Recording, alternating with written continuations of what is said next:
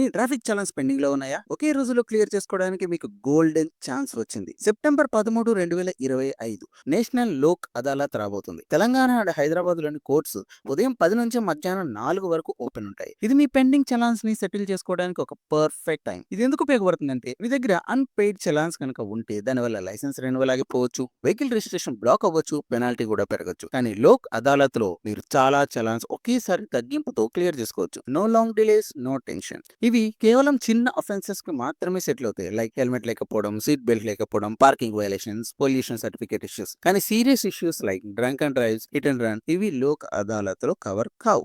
ముందుగా మీరు మా స్క్రీన్ మీద కనబడుతున్న వెబ్సైట్స్ లోకి వెళ్ళి అక్కడ ఒక టోకెన్ ఆన్లైన్ బుకింగ్ చేసుకోవాల్సి ఉంటుంది.